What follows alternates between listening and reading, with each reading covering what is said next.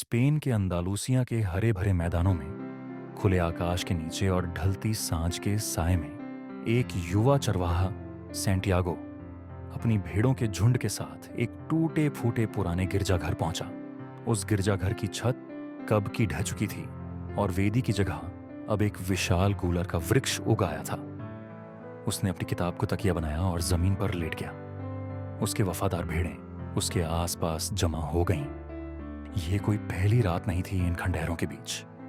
उसे भटकना पसंद था। उसकी दुनिया उसकी भेड़ों के इर्द गिर्द घूमती थी, जिन्हें वह सिर्फ जानवर नहीं बल्कि अपने साथ ही समझता था। वह उनसे बातें करता, उन्हें कहानियां सुनाता और आजाद पंछी की तरह नए चरागाहों की तलाश में घूमता रहता था। उस रात उसे एक सपना आया, वही सपना जो पहले भी कई बार आ चुका था। सपने में एक छोटा बच्चा उसकी भेड़ों के साथ खेलता है, फिर उसका हाथ पकड़कर उसे मिस्र के पिरामिडों तक ले जाता है। बच्चा कहता है, अगर तुम यहां आओगे तो तुम्हें एक छिपा हुआ खजाना मिलेगा। लेकिन इससे पहले कि वह खजाने की सही जगह बता पाता, सैंटियागो की नींद खुल जाती है। यह सपना अब उसके जहन में एक पहेली की तरह बस गया था। इस रहस्य को सुलझाने की चाहत उसे तारिफा शहर ले आई, जहां एक बूढ़ी जिप्सी औरत रहती थी जो सपनों का अर्थ बताने के लिए प्रसिद्ध थी। बूढ़ी औरत ने उसके हाथ देखे और कहा, तुम्हारा सपना एक भविष्यवाणी है। तुम्हें मिस्र के पिरामिडों तक जाना होगा। लेकिन इस सलाह के बदले वह उसके मिलने वाले खजाने का 10वां हिस्सा चाहती थी। निराशा में डूबा सैंटियागो एक चौराहे पर बैठकर किताब पढ़ने की कोशिश कर रहा था। तभी एक बूढ़ा अजनबी उसके पास आकर बैठ गया। उस व्यक्ति की आंखों में एक अजीब सी चमक थी, जैसे वह दुनिया के सारे राज जानता हो। उसने अपना परिचय मेल्किजेडेक, सालेम के राजा के रूप में दिया। सैंटियागो हैरान रह गया जब उस बूढ़े आदमी ने उसके बारे में सब कुछ बताया। उसके माता पिता, उसकी अधूरी पढ़ाई, यहां तक कि उस व्यापारी की बेटी का नाम भी, जिससे वह मन ही मन प्यार करता था। राजा ने उसे व्यक्तिगत सत्य, पर्सनल लेजेंड के गहरे रहस्य के बारे में बताया। यह वह चीज है जिसे हासिल करने की हर इंसान के दिल में सबसे गहरी और सच्ची इच्छा होती है। जब तुम सच में पूरे दिल से कुछ चाहते हो, राजा ने कहा, तो यह पूरी कायनात तुम्हारी मदद करने के लिए साजिश करती है। उसने समझाया कि सैंटियागो को अपने इस सपने को पूरा करने के लिए अपनी भेड़ों को अपनी आरामदायक जिंदगी को छोड़ना होगा।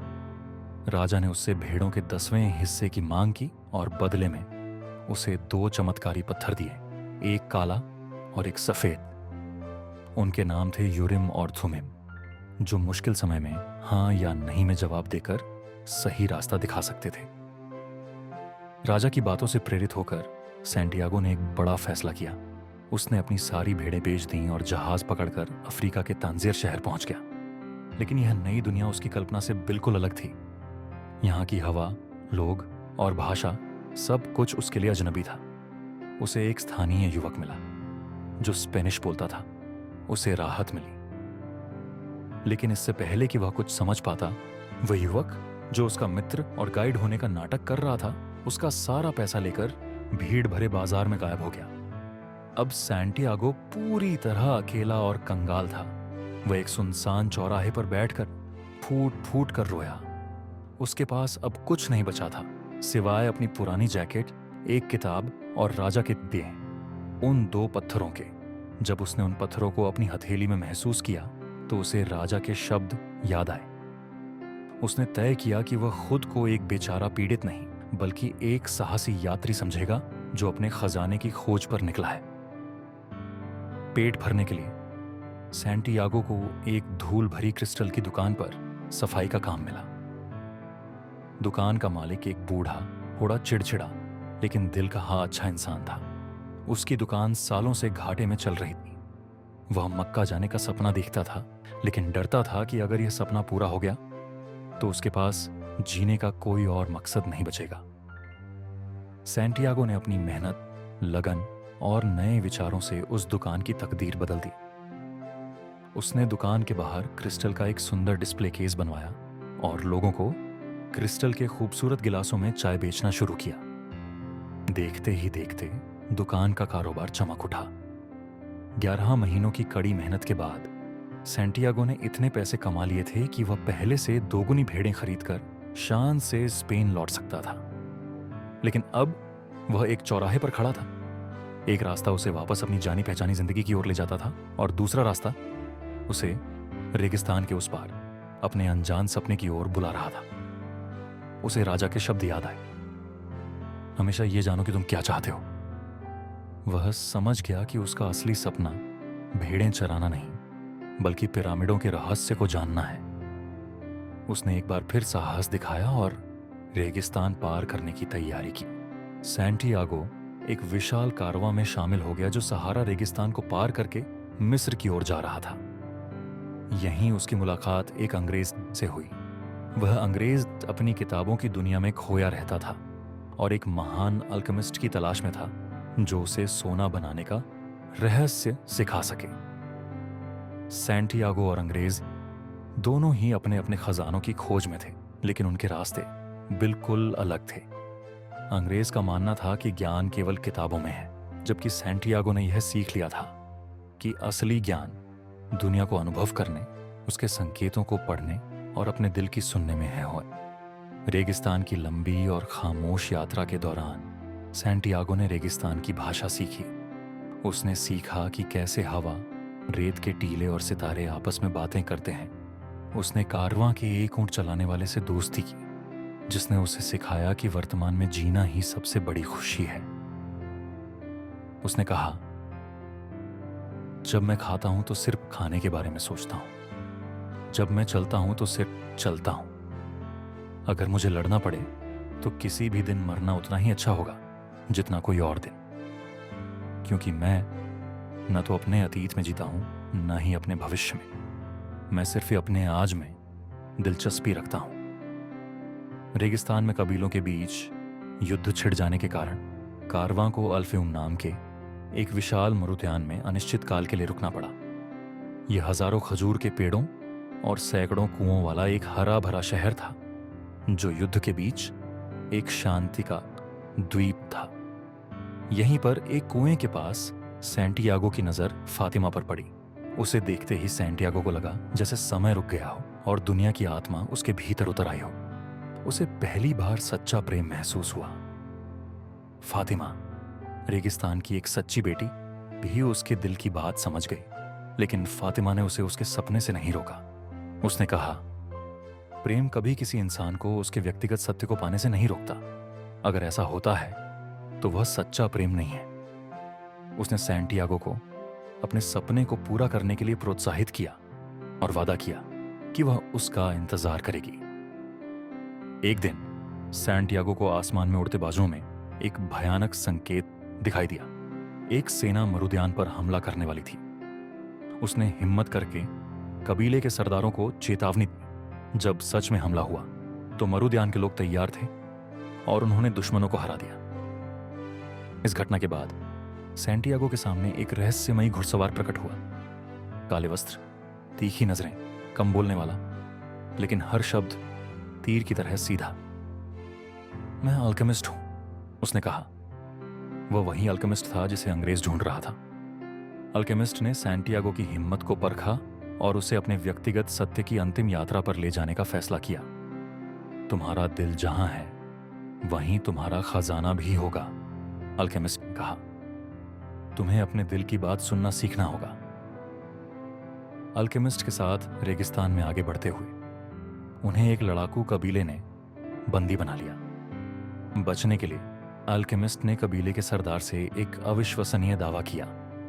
उसने कहा कि सैंटियागो एक बहुत शक्तिशाली जादूगर है जो 3 दिनों के अंदर खुद को हवा में बदल सकता है। सैंटियागो बुरी तरह डर गया क्योंकि उसे ऐसा कोई जादू नहीं आता था। अल्केमिस्ट ने उसे शांत किया। असफलता का डर ही एक ऐसी चीज है जो किसी भी सपने को हासिल करना असंभव बना देती है। तीसरे दिन सैंटियागो एक पहाड़ी पर चढ़ गया। उसने अपनी आंखें बंद की और अपने दिल की सुनी। उसने रेगिस्तान से कहा, अपनी रेत दो, अपना मौन दो। फिर हवा से कहा, मुझे उठा लो। फिर सूरज से कहा, मुझे अपनी बुद्धि दो। अंत में उसने उस शक्ति से प्रार्थना की जिसने इस पूरी कायनात को बनाया है। उस प्रार्थना के क्षण में उसे एहसास हुआ कि उसकी आत्मा ईश्वर की आत्मा का ही एक हिस्सा है। उसी पल रेगिस्तान में एक भयंकर तूफान उठा। हवा गूंजने लगी, रेत की लेकी लहरें उठी। जब तूफान थमा तो सैंटियागो कबीले के शिविर के दूसरी ओर खड़ा था। उसने असंभव को संभव कर दिखाया था। चकित सरदार ने उन्हें सम्मान के साथ जाने दिया। एक कॉप्टिक मठ में अल्केमिस्ट ने उसे अल्केमी का अंतिम रहस्य दिखाया, सीसे को सोने में बदलना। उसने सैंटियागो को सोने का एक टुकड़ा देकर कहा, अब तुम्हें मेरी जरूरत नहीं, तुम्हारा दिल तुम्हें रास्ता दिखाएगा। आखिरकार सैंटियागो पिरामिडों के सामने खड़ा था। उसकी मंजिल आ चुकी थी। अल्केमिस्ट ने उसे अंतिम विदाई दी। जहां तुम्हारे आंसू गिरे वहीं तुम्हारा खजाना है। पिरामिडों की भव्यता देखकर सैंटियागो की आंखों से आंसू छलक पड़े। उसने उस जगह पर खुदाई शुरू कर दी। वह पूरी रात खोदता रहा, लेकिन उसे कुछ नहीं मिला। तभी कुछ लुटेरों ने उस पर हमला कर दिया। जब सैंटियागो ने उन्हें बताया कि वह एक सपने में देखे खजाने के लिए खुदाई कर रहा है, तो लुटेरों का सरदार जोर जोर से हंसने लगा। उसने कहा, मैं तुम्हारी तरह बेवकूफ नहीं हूं। मुझे भी 2 साल पहले एक सपना आया था कि मुझे स्पेन के मैदानों में जाना चाहिए, जहां एक टूटे हुए गिरजाघर में एक गूलर के पेड़ की जड़ों में एक बड़ा खजाना छिपा है। यह सुनकर सैंटियागो के चेहरे पर विजयी मुस्कान थी। लुटेरे उसे मरा हुआ समझकर चले गए, लेकिन वे उसे उसका असली खजाना बता गए थे। सैंटियागो वापस स्पेन लौटा। वह उसी वीरान गिरजाघर में पहुंचा जहां से उसकी यह अविश्वसनीय यात्रा शुरू हुई थी। उसने गूलर के पेड़ के नीचे खुदाई की और वहां उसे स्पेनिश सोने के सिक्कों, कीमती पत्थरों और जवाहरातों से भरा एक विशाल संदूक मिला। उसे एहसास हुआ कि खजाना तो हमेशा से उसके पास ही था, लेकिन उस तक पहुंचने का रास्ता बहुत लंबा था। अगर वह इस यात्रा पर नहीं निकलता तो वह कभी भी दुनिया की आत्मा, प्रेम का अर्थ और अपने व्यक्तिगत सत्य की शक्ति को नहीं समझ पाता। असली खजाना सोना चांदी नहीं, बल्कि वह ज्ञान था जो उसने यात्रा के दौरान हासिल किया था। उसका सबसे बड़ा खजाना था उस इंसान में बदल जाना जिसे वह हमेशा से बनना चाहता था। तभी अफ्रीका की ओर से वही जानी पहचानी लेवेंटर हवा चली। वह अपने साथ फातिमा के इत्र की भीनी भीनी खुशबू और उसके एक मीठे चुंबन का एहसास लेकर आई। सैंटियागो मुस्कुराया और आसमान की ओर देखकर बोला, मैं आ रहा हूं फातिमा। और इस तरह एक यात्रा के अंत में एक नई और उससे भी खूबसूरत यात्रा की शुरुआत हुई। जो लड़का कभी बस एक साधारण गडरिया था, अब सूरज की ओर चलता है, सिर्फ सोने से नहीं बल्कि आत्मा से समृद्ध, हमेशा के लिए बदल चुका रेगिस्तान, सपनों और अपनी पर्सनल लेजेंड की पुकार से।